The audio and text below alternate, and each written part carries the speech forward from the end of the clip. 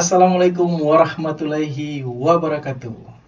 Kembali lagi di Bisa Kes, Bincang Inspirasi Podcast.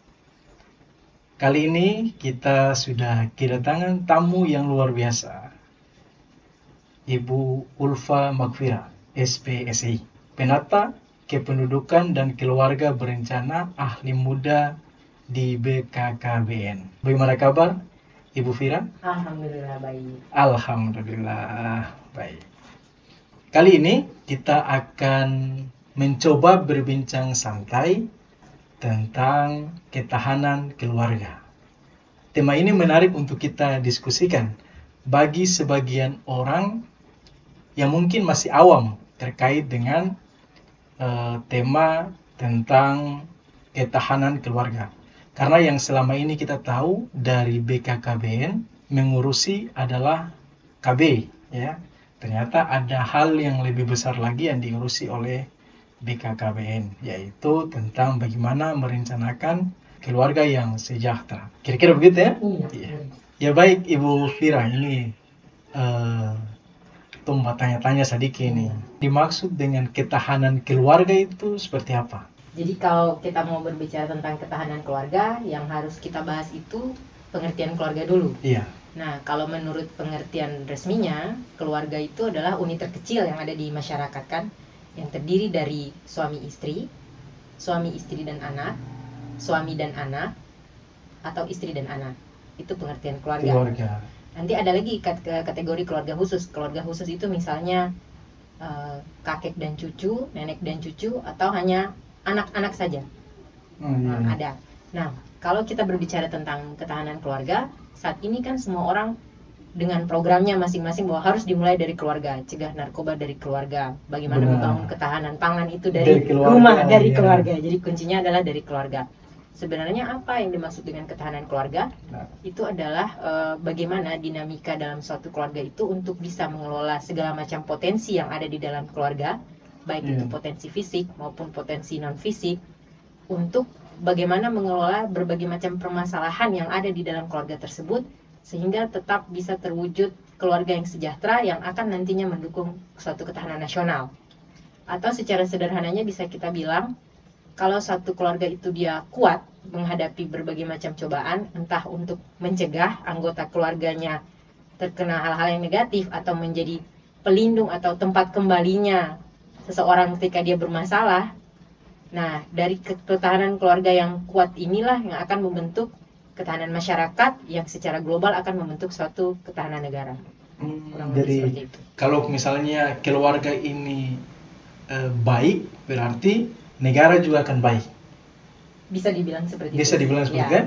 Tadi menarik apa yang disampaikan oleh Ibu Fira tadi, itu tentang potensi fisik dan potensi non fisik. Kira-kira potensi fisik itu seperti apa itu? Potensi fisik misalnya berapa banyak jumlah orang yang ada di dalam rumahnya, ataupun potensi fisik misalnya sarana prasarana ataupun aset yang ada dalam satu keluarga tersebut. Fisik itu. Kalau non fisik bisa jadi bakat yang ada di dalam anggota keluarganya, keahlian-keahlian yang dimiliki oleh setiap anggota keluarga yang ada di dalamnya. Itu adalah potensi-potensi non fisik ya. Untuk ketahanan keluarga. Kalau tantangan selama ini kait dengan ketahanan keluarga, mensosialisasikan ketahanan keluarga ini sebenarnya bisa dibilang mau dibilang gampang, tidak semudah yang dipikirkan, tapi kalau mau dibilang sulit juga tidak, karena sebenarnya setiap keluarga itu memiliki potensi ketahanan keluarga. Tapi bagaimana kita untuk lebih menyadarkan dan memaksimalkan potensi ketahanan keluarga dari masing-masing keluarga yang kita punya, ini yang menjadi tantangan. Karena potensi ketahanan itu sebenarnya sudah ada, tapi kadang tidak dimaksimalkan. Misalnya bagaimana agar anak-anak yang ada di dalam rumah itu lebih maksimal tumbuh dan kembangnya, itu juga yang akan membentuk satu ketahanan dari keluarga tersebut. Bagaimana cara memaksimalkan itu yang menjadi tantangan kita untuk menjelaskan kepada masyarakat. Tentunya memang dibutuhkan banyak usaha dan juga kerjasama dengan berbagai pihak. Tapi balik lagi, karena hal ini kan juga bersifat dinamis, jadi ya kita harus pintar-pintar juga menyesuaikan dengan keadaannya. Kalau tantangan terbesar di era pandemi seperti ini dalam ketahanan keluarga apa, Ibu Vira? Ya, pandemi ini memang memaksa semua orang untuk berubah ya. Iya. Memang keadaan alam yang memaksa. Sebenarnya bisa dilihat dari banyak hal. Ada sisi positifnya juga sebenarnya dari pandemi ini. Ketika semua orang dipaksa untuk diam di rumah, mau tidak mau, disinilah terlihat sejauh mana keberfungsian kita sebagai satu keluarga. Mungkin orang tua yang selama ini kurang ada waktu karena selalu banyak di kantor, dengan adanya kebijakan pandemi, akhirnya WFH, akhirnya jadi bisa ada peluang untuk berinteraksi dengan anak-anak atau anggota keluarga yang lainnya. Orang tua jadi paham sejauh mana tumbuh dan kembang anaknya ketika mengajarkan anaknya belajar dari rumah. Tapi di situ juga ada tantangannya dengan begitu banyak tekanan dan segala macam tuntutan, misalnya tuntutan ekonomi, mungkin ada pendapatan yang berkurang, atau mungkin juga tingkat stres yang bisa saja meningkat karena dengan ruang gerak yang dibatasi, kemudian tekanan yang banyak, ada juga potensi-potensi konflik yang muncul. Nah, disitulah dari pandemi ini kita bisa belajar untuk mengenali masing-masing diri kita, masing-masing anggota keluarga kita, serta mengenali kelebihan dan kekurangan, serta bagaimana kita memanage rumah tangga masing-masing ataupun keluarga kita masing-masing. Tadi yang sudah dijelaskan itu tentang tantangan baik dalam kehidupan normal maupun dalam kehidupan pandemi ini, dibutuhkan perhatian yang serius ya. Betul. Terhadap pola asuh anak, bisa dikatakan seperti itu, atau bagaimana membangun keluarga yang baik. Kalau dari tantangan tadi, kira strategi yang bisa kita lakukan untuk membangun keluarga yang sesuai dengan tagline-nya nasional, sejahtera dan berkualitas, ini seperti apa? Sebenarnya kalau berbicara untuk bagaimana menjadi satu keluarga yang sejahtera dan berkualitas, kita harus tarik mundur jauh. Jadi itu harus, kata kuncinya adalah di perencanaan. Sesuai dengan namanya kan. Keluarga berencana. Keluarga berencana adalah bagaimana kita berencana dalam membuat satu keluarga. Nah, ini yang kadang di awal tadi sempat dikatakan bahwa program KB itu kebanyakan dikenal dengan terbatas dengan pengertian pelayanan KB. Padahal keluarga berencana adalah keluarga berencana, bukan sekedar keluarga berkontrasepsi. Jadi tidak hanya sekedar mengajak orang untuk berkontrasepsi, tapi bagaimana agar kita itu ketika ingin memulai suatu keluarga itu melaksanakannya dengan penuh kesadaran dan penuh perencanaan. Ini dimulai dari ketika tahu kapan dia siap untuk menikah, usia ideal kalau menurut BKKBN, perempuan minimal ya, sekurang-kurangnya 21 tahun, dan laki-laki 25 tahun. Karena menurut berbagai macam penelitian dan keilmuan, dianggap usia-usia ini bagi khususnya orang di Indonesia sudah mencapai kematangan dari sisi biologis, dari sisi psikologis, maupun dari sisi ekonomi. Nah, ketika perencanaan ini sudah ada sejak bagaimana mau membangun rumah tangga, dia juga akan memiliki perencanaan berapa jumlah anak yang diinginkan, kapan dia akan memiliki anak, berapa jarak dari anak pertama dan anak kedua, serta juga perencanaan dalam hal pengasuhan anak, hingga nantinya anak itu berubah menjadi remaja, kesiapan menghadapi masa lansia, dan mengikuti dan menjalankan keluarga sesuai dengan fungsinya. Jadi benar-benar memiliki suatu keluarga itu penuh dengan perencanaan. Ibaratnya kalau kita membuat rumah saja kita punya gambar kan, rumah yang tergambar dengan arsitek yang baik dan rumah yang sekedar bangun tanpa ada gambar tentunya akan lebih cantik, juga, lebih kuat dan lebih estetik rumah yang sudah didesain. Begitu juga itu secara fisik. Bagaimana dengan keluarga yang susah digambarkan, bukan secara fisik gitu, tapi benar-benar harus ada perencanaan. Kalau bagusnya perencanaan itu dari usia berapa gitu untuk kita merencanakan keluarga? Semisal hari ini kita punya keluarga dan memiliki anak nih, pada usia berapa kita merencanakan biar anak-anak kita nanti ke depan bisa membangun keluarga yang sejahtera dan bahagia tadi itu? Sebenarnya kalau berbicara tentang perencanaan keluarga itu sulit ditemukan kapan dimulai, karena dia berbicara tentang lifespan development atau perkembangan masa hidup. Perencanaan ini kalau mau ditarik sekali, kalau berusaha direka-reka dari mulai titik awalnya kapan, bisa saya katakan dari mulai remaja. Perencanaan apa yang bisa yang dimulai dari remaja itu? Pertama, misalnya status gizi remajanya diperbaiki terlebih dahulu, makanan-makanan yang sehat, agar pertumbuhan dan perkembangannya nih pada saat menuju dewasa ini benar-benar matang dan siap. Dari masa remaja itulah sudah harus diisi dengan hal-hal yang positif, mengikuti berbagai macam pengalaman-pengalaman yang dibutuhkan agar ketika dia menjadi orang dewasa itu sudah kaya dengan pengalaman-pengalaman yang positif, sehingga dia siap ketika harus menjadi istri ataupun menjadi suami, bertambah lagi peran menjadi orang tua dan peran-peran lainnya di sekitar masyarakat. Nah, kemudian nanti ketika menjadi orang tua, ya perencanaan-perencanaan yang lebih detail dan lebih terperinci dalam berumah tangga yang dibutuhkan. Berarti kalau pada usia remaja, kepada anak untuk mengikuti kegiatan ekstra di luar itu malah lebih bagus atau seperti apa? Yang pertama, ada komunikasi yang baik dulu dengan anaknya. Jadi kita harus membangun komunikasi yang baik dulu dengan anaknya. Komunikasi yang baik, memperhatikan bakat dan minat anak, serta mengarahkan pada hal-hal potensi dan yang positif. Kalau menurut pendapat saya pribadi, remaja ini dia butuh pengalaman yang banyak karena rasa ingin tahunya juga yang tinggi. Gitu ya. Jadi kita arahkan ke pengalaman-pengalaman, berbagai macam pengalaman, di mana pengalaman-pengalaman ini menjadi modal ketika nanti dia menjadi orang dewasa yang sudah siap menghadapi berbagai macam persoalan. Dia sudah memiliki semacam kamus pengalaman yang dia punya sejak masa remajanya. Jadi ini cukup membantu. Itulah kenapa penting bagi remaja untuk mengikuti organisasi-organisasi agar dia terlatih soft skillnya, sesuatu hal yang mungkin jarang kita ajarkan di rumah ataupun di sekolah secara formal. Bagaimana untuk mengemukakan pendapat, bertemu dengan berbagai macam orang, berbagai macam karakter, menyelesaikan masalah, menganalisa suatu permasalahan atau dinamika berkelompok yang dia bisa dapatkan di organisasi-organisasi. Luar biasa. Memang diskusi kita dengan ahli atau pakar psikologi ini tentang tumbuh kembang anak ini sangat luar biasa. Berbicara terkait dengan ketahanan keluarga, ini sudah tentu ada indikator. Betul. Ya. Keluarga yang dalam kategori ketahanan keluarganya baik dan memenuhi indikator apa saja? Ya, sebenarnya suatu hal ya, kalau bisa dibilang ketahanan ini kan mirip-mirip dengan daya tahan. Kita baru akan tahu kalau ada ujiannya. Contoh misalnya kalau kita sakit, bagaimana kita mau tahu daya tahan tubuh kita sakit? Kalau kita tidak, misalnya satu RT ini semuanya flu. Kalau kamu sendiri yang tidak flu, berarti ini daya tahannya baik nih kan ya. Jadi biasanya ini akan terlihat dari ketika ada masalah gitu. Ataupun ketahanan keluarga ini bisa diartikan untuk mencegah agar anggota-anggota keluarganya terkena masalah yang dalam artian yang negatif ya. Tapi bisa dikatakan untuk melihat seberapa kuat atau seberapa berketahanankah keluarga tersebut, bisa digunakan indikator 8 fungsi keluarga. Seberapa jauh 8 fungsi keluarga. Ya, seberapa jauh fungsi-fungsi keluarga itu benar-benar berfungsi dalam suatu keluarga secara maksimal.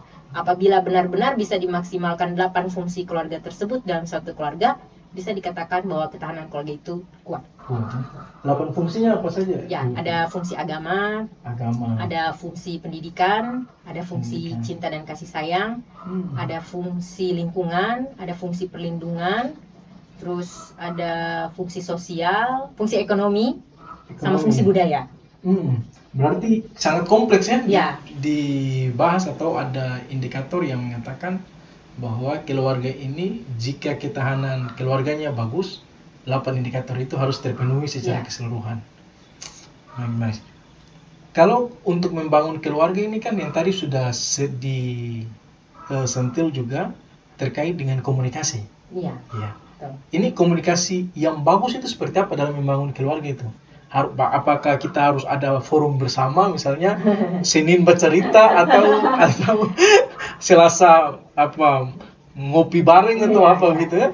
Sebenarnya kalau menurut pendapat saya komunikasi itu perlu tidak hanya untuk keluarga tapi dalam setiap interaksi manusia ya. Karena kadang-kadang konflik itu juga bisa timbul gara-gara miskomunikasi. Kan?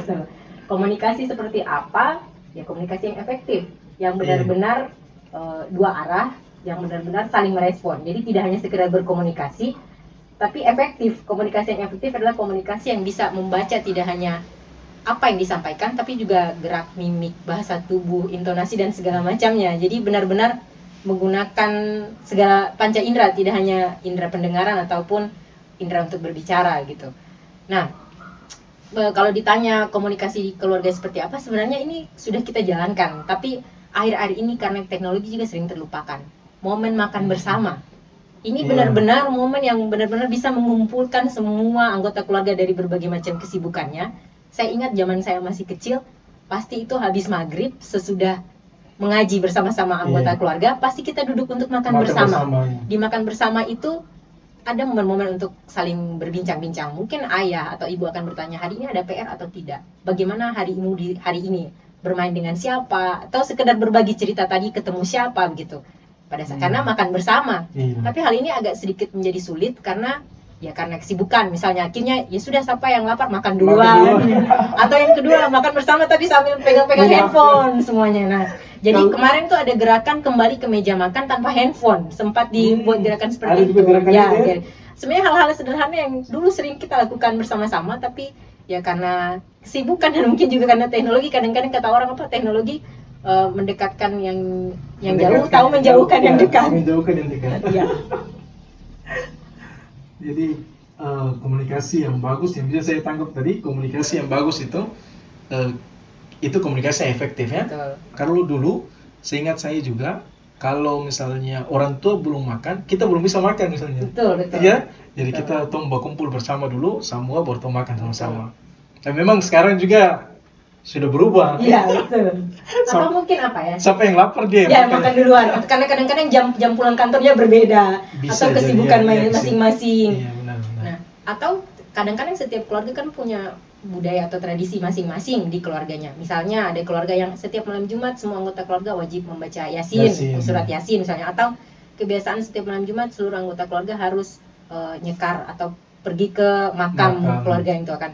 Hal seperti itu yang sebenarnya terkesan sederhana, tapi yang penting adalah menciptakan waktu dan momen kebersamaan anggota keluarga agar keintiman dan perasaan saling memiliki, saling menyayangi, ikatan keluarga itu yang akan terbentuk. Nah, akhirnya bisa menjalankan fungsi-fungsi keluarga yang lain. Bagaimana kita bisa memiliki ikatan yang kuat kalau sekedar bertegur sapa dan berinteraksi saja jarang? Betul. Walaupun saudara kandung ya. Iya, kadang-kadang kita lebih dekat dengan orang lain daripada saudara kandung, hanya karena tadi intensitas pertemuan kita yang agak kurang. Untuk membangun keluarga atau ketahanan keluarga ini dari instansinya Ibu Fira, apakah sudah melakukan kerjasama dengan lembaga-lembaga yang lain? Ya pasti, karena tidak ada superhero instansi yang terus bisa menyelesaikan masalahnya sendiri. Terlebih apalagi kita berbicara tentang keluarga ini kan berarti pasti melibatkan banyak pihak. Kami sudah berkoordinasi dan bekerja sama dengan banyak pihak, baik pihak universitas ataupun juga badan kementerian dan lembaga yang lain, baik di tingkat vertikal maupun kabupaten kota maupun provinsi, semuanya sudah kami lakukan kerjasama. Dan sejauh ini berjalan baik. Ada juga yang diikuti dengan kerjasama resmi, maksud saya melalui MOU yang terus diperbarui dan dievaluasi sejauh mana keberhasilan MOU tersebut. Dan kami juga sangat terbuka untuk bekerja sama tidak hanya dengan organisasi pemerintah, tapi juga dengan ikatan-ikatan profesi, misalnya ikatan dokter, ikatan bidan, maupun yang lainnya yang berhubungan dengan keluarga maupun tentang kesehatan khususnya reproduksi. Kalau untuk indeks keluarga nasional ada? Sebenarnya ada, tapi yang terakhir ini kan baru saja dilakukan juga pendataan keluarga. Jadi yang didata ini adalah keluarga, termasuk juga untuk mengukur istilahnya IPK, indeks pembangunan keluarga.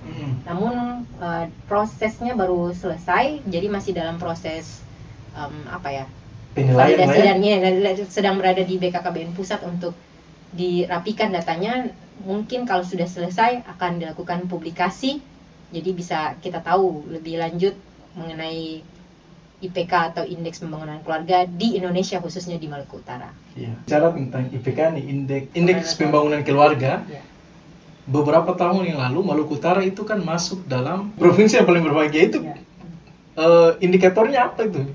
Ya waktu itu apa berkaitan dengan BKKBN atau tidak gitu? Kalau pendataan yang kemarin itu sepertinya dari teman-teman BPS yang menentukan indikator BPS, kebahagiaan dan segala macamnya.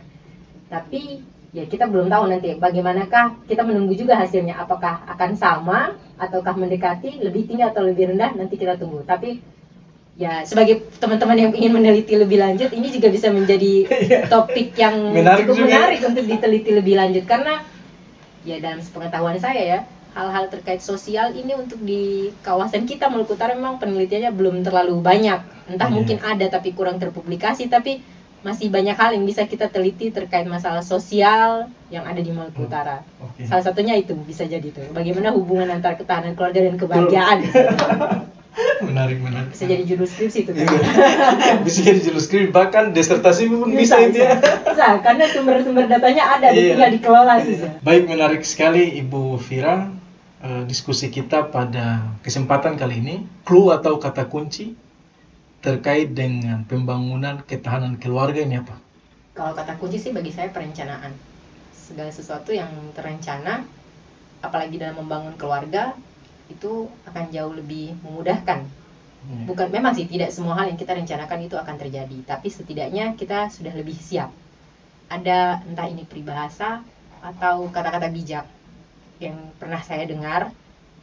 Seseorang berkata, if you fail to plan, you plan to fail. Jika kamu gagal untuk merencanakan, ya berarti sebenarnya kamu sudah merencanakan kegagalan gitu. Apalagi kalau kita berbicara tentang keluarga, dalam agama yang saya anut, agama Islam, pernikahan, membangun keluarga itu adalah salah satu ibadah yang terlama. Jadi ya bagaimana bisa kita tidak serius gitu untuk membangun satu keluarga? Salah satunya ya itu dengan perencanaan yang keluarga. baik, ya. Ya. Luar biasa. Terima kasih Ibu Vira. Oke, terima kasih atas kedatangannya di studio sederhana kami di Bisekes ini ya. Siap. Mudah-mudahan Ibu Vira selalu sehat bersama keluarga dan bisa menjadi role model keluarga ya. Amin. Untuk bagaimana ketahanan keluarga di Provinsi Maluku Utara dan Indonesia pada umumnya. Baik, kami akhiri diskusi kita atau bincang santai kita ini tentang ketahanan keluarga. Kurang dan lebihnya kami mohon maaf. Billahi taufiq wal hidayah. Assalamualaikum warahmatullahi wabarakatuh. Salam sehat untuk torang semua.